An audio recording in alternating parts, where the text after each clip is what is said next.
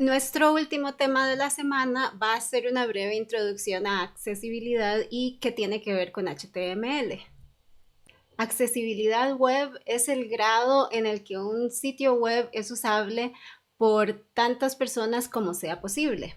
Esta frase es de un libro Accessibility for Everyone de Laura Kohlbach que les recomiendo que lean. Tiene un capítulo específicamente sobre accesibilidad y HTML. Generalmente todos sabemos que accesibilidad tiene que ver con que un sitio pueda ser usado por personas con discapacidades, que por ejemplo sean ciegos y puedan usar un lector de pantalla para leer un sitio web o que tengan algún otro tipo de discapacidad. Pero también se refiere a otro tipo de limitaciones. Por ejemplo, tal vez alguien tiene mala conectividad, ya sea temporalmente o porque en su país la conectividad es mala. Tal vez tienen una lesión temporal, ¿verdad? No sé, se rompieron la muñeca y no pueden usar la computadora de la misma forma que la pueden usar siempre, o simplemente están usando dispositivos con pantallas pequeñas. Es importante recordar que accesibilidad es todo, ¿verdad? Es muy importante personas con discapacidades, pero se refiere a que cualquier persona pueda usar un sitio.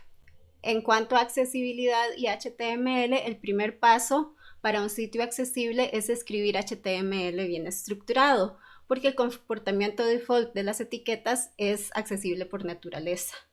Entonces, hay ciertos estándares de accesibilidad y los navegadores están construidos siguiendo esos estándares. Entonces, si nosotros seguimos estándares web sobre cómo escribir HTML, el sitio es accesible.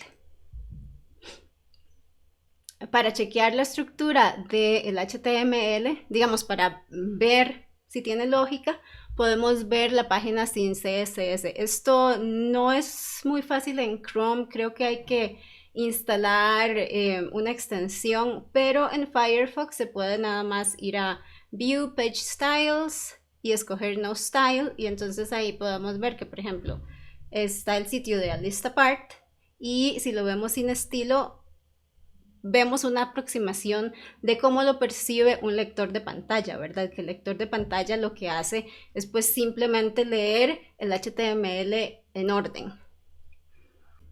Además, los rastreadores de los buscadores se comportan de una manera similar a los lectores de pantalla.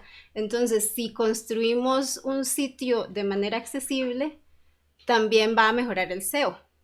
De hecho, si se ven las recomendaciones de Google en cuanto a SEO, muchas son muy parecidas o son iguales que las recomendaciones de accesibilidad. Les decía que el HTML es accesible por naturaleza. Cuando nosotros empezamos a escribir el CSS, ahí es donde a veces pueden suceder problemas, ¿verdad? El HTML por sí solo, sin que nosotros empecemos a cambiar comportamientos o hacer que cosas se vean diferentes, ya es accesible. En cuanto a elementos HTML y accesibilidad, lo primero es usar etiquetas semánticas, ¿verdad? En lugar de siempre estar usando div para cada contenedor que necesitamos, tenemos que pues pensar un poquito y ver si hay etiquetas que nos sirven para ese contenido que estamos escribiendo, por ejemplo, nav, main, header, footer, etcétera, y usarlo cuando es apropiado, porque el solo hecho de usarlas ya da contenido semántico, ¿verdad? Tanto navegadores como lectores de pantalla entienden que, por ejemplo, esto se trata de una navegación, esto es el contenido principal, esto es un encabezado. Entonces, eso es una de las primeras cosas para un HTML bien estructurado. Lo otro es el uso de encabezados. Es muy importante usarlos para crear estructura a través de las jerarquías. Una cosa que he visto durante el curso es que, por ejemplo, tal vez están usando algo que en realidad debería ser el título como párrafo y debajo un texto más grande como encabezado. Eso semánticamente no está bien, ¿verdad?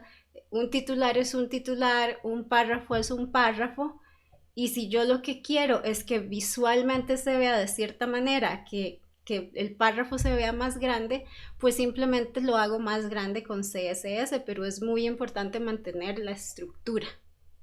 Los encabezados, ¿verdad? Si alguien está pues leyendo rápidamente, puede ver de qué se trata y puede ir más rápido, pero también ayuda a los lectores de pantalla, porque un encabezado dice, bueno, esta sección va a tratar sobre esto. Entonces el texto se hace más digerible. También es importante usar listas cuando es apropiado, ¿verdad? Dividen el texto en pedazos más digeribles. En cuanto a las imágenes, los lectores de pantalla no pueden ver lo que hay en una foto. Entonces es importante dar una descripción alternativa que se usa con alt, ¿verdad? Digamos, está la imagen tal, alt, este es un gato sobre un tejado. Nosotros no hemos realmente entrado a estudiar formularios porque mi propósito con el curso era pues que pudieran diagramar con HTML y con CSS, aunque sí les había dejado lecturas sobre formularios. Entonces, las diferentes etiquetas para formularios son elementos que son interactivos y que son naturalmente accesibles. O sea, ya el solo hecho de usar estas etiquetas, de usar, por ejemplo, input, de usar text area, de usar checkbox, de usar button, todas estas ya brindan información al navegador, a lectores de pantalla, a otro tipo de tecnología de asistencia sobre, ¿verdad?, cómo debe funcionar, cómo se debe usar ese elemento. A veces cuando estamos usando JavaScript, tal vez hacemos que un div o que un span o que alguna otra cosa se comporte como un botón o se comporte como un input, ¿verdad? Tal vez tenemos una imagen y decimos, ¿verdad?, que si hay hover suceda tal cosa. Hay que tener cuidado con estas cosas porque, pues, por ejemplo, en el caso del menú de hamburguesa, ¿verdad? Ya existe un elemento que es el botón, ¿verdad?, que cuando se presiona sucede algo y él da indicaciones al navegador, da indicaciones a los lectores de pantalla. Entonces, si en lugar de hacer eso usamos simplemente una imagen cualquiera, incluso, ¿verdad?, aún peor que si fuera un enlace, simplemente es una imagen que cuando tiene hover se abre el menú, pues estamos desperdiciando toda la accesibilidad que traen los botones, ¿verdad? O los otros elementos interactivos. Además de que tenemos que pues hacer el esfuerzo por replicar esos comportamientos. Bueno, inputs, ¿verdad? Que son campos de texto, select, checkboxes, radio buttons, todos estos, como les decía, son accesibles por naturaleza, ya brindan cierta información de lo que debe suceder.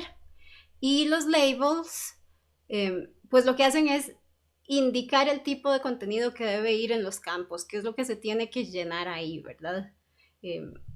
Digamos, si tenemos un input solito, pues eso no me dice nada, ¿verdad? Sería nada más una caja. Y se les podría ocurrir que se podría usar un párrafo para decir aquí va su teléfono, pero un párrafo no está hecho para eso. Label es específicamente para decir este campo de contenido es esto, ¿verdad? Lo está describiendo. Y cómo se hace es que se usa for y digamos en este caso teléfono y eso tiene que calzar con el ID del input. Entonces es label for teléfono y el input tiene que ser ID teléfono. Generalmente lo recomendado en casi todos los casos es que el label vaya antes del input. En radio buttons y en checkboxes el label puede ir después. Los botones, ¿verdad? La etiqueta button pueden tener diferentes estados, pueden estar activos, pueden estar inactivos, pueden tener hover, focus, que es cuando, ¿verdad?, estoy interactuando con él, cuando lo estoy presionando. Pueden estar deshabilitados y tienen diferentes tipos de interacción, ¿verdad? Si ponemos button type submit, sirve para enviar un formulario. Los botones, digamos, si no les damos ningún tipo de estilo, ya tienen ciertos estilos default que sirven para ayudar al usuario a determinar el estado, ¿verdad? Por ejemplo, probablemente han visto, y esto también sucede con enlaces, que a veces cuando los estoy presionando sale como un halo azul. Esto lo que indica es el estado focus, ¿verdad? También sale con los inputs. Cuando me pongo sobre un campo, ¿verdad? Hay un brillo. Y eso lo que dice es, aquí está el foco, ¿verdad? Estoy empezando a interactuar con esto. A veces diseñadores, desarrolladores decimos, no me gusta este brillo azul, tal vez está alrededor de un enlace y entonces es una caja cuadrada y realmente lo que va ahí le he cambiado la forma, ¿verdad? No me gusta, se lo quiero quitar, nada más le voy a quitar el focus. Tenemos que tener mucho cuidado con eso. Tenemos que cuidar no perder las señales de interactividad. Entonces, siempre es importante que, por ejemplo, en el caso de Focus haya algo que diferencie lo que está sucediendo. No tenemos que usar el halo azul. Tal vez lo que pasa cuando presiono el botón es que el borde se hace más ancho, ¿verdad? Pero de alguna manera dar una señal de qué es lo que está pasando. En una charla vi a una persona hablar de que realmente, ¿verdad? No todas las personas con discapacidades necesariamente van a estar usando un lector de pantalla, tal vez van a estar navegando con el teclado y todos estos estados ayudan a entender dónde estoy. Entonces es muy importante cuidar eso. Varios han mencionado que tienen interés por ARIA, ¿verdad? Que en realidad se llama Y-ARIA. Y estos son una serie de atributos HTML que pueden mejorar la semántica, ¿verdad? Y la accesibilidad de los elementos, particularmente en sitios con interactividad compleja, ¿verdad? Porque lo que pasó es que los sitios web se fueron haciendo cada vez más complejos, ¿verdad? Entonces, lo que ya hemos hablado antes, ¿verdad? Tal vez poníamos div class nav para un navegador. Eventualmente pues aparecieron etiquetas semánticas, entonces en vez de div podemos usar nav. ARIA es como una capa adicional encima del HTML que brinda todavía más información, específicamente, ¿verdad?, en cuanto a accesibilidad. Entonces, por ejemplo, si tenemos un formulario, ¿verdad? Y lo llené mal y me sale una alerta, pero eso es nada más un div, ¿verdad? Y tiene class alert, un lector de pantalla no sabe qué es eso. En cambio, si usamos role alert, ahí ya estoy brindando una información que sí entiende el lector de pantalla.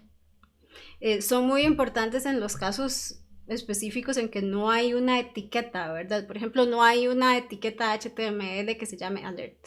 Entonces tenemos que usar un div y en esos casos son particularmente importantes. ¿Verdad? Los tipos de área, uno es role, que define qué es o qué hace el elemento. Muchos duplican el contenido semántico de una etiqueta, ¿verdad? De nuevo, en el caso de navegación, ¿verdad? Puede ser nav, role navigation, o aside, role complementary. Y como les decía, son particularmente útiles cuando no existe esa etiqueta, ¿verdad? De nuevo, el ejemplo de la alerta.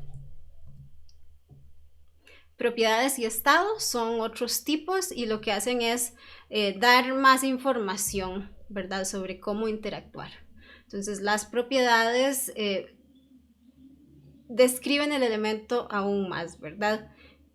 Tienen enlaces al final que puedan revisar sobre todo esto, porque hay muchos, pero por ejemplo, digamos que tenemos un formulario, ¿verdad? Tenemos el label que dice, bueno, aquí tiene que escoger la contraseña, tenemos el input y tenemos un div donde hay una pista, ¿verdad?, de que la contraseña tiene que tener 6 caracteres.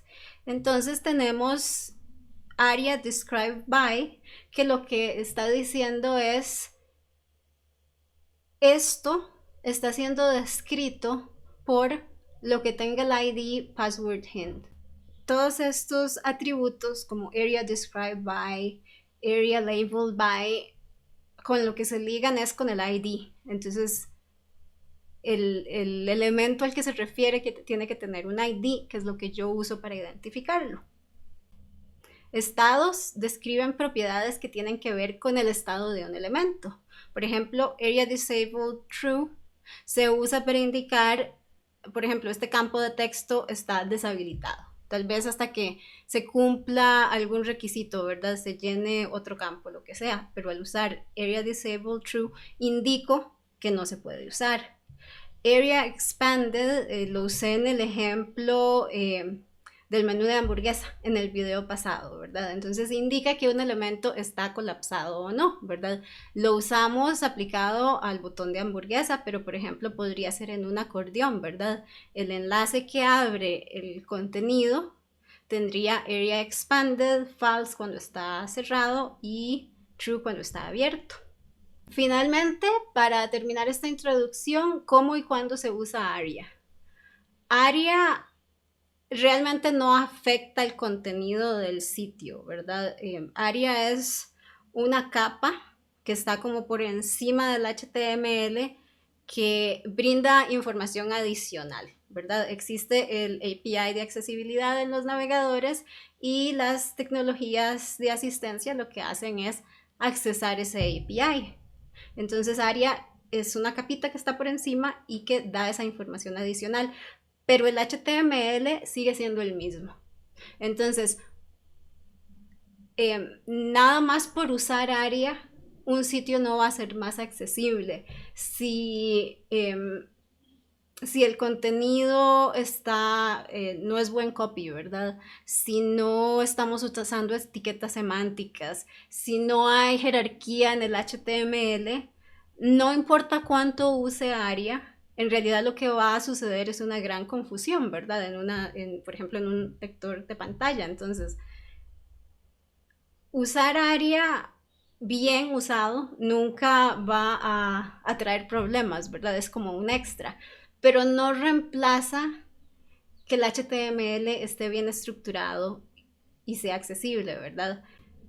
Es lo mismo que si estamos usando CSS para cambiar un poco cómo funcionan los botones, cómo se ven,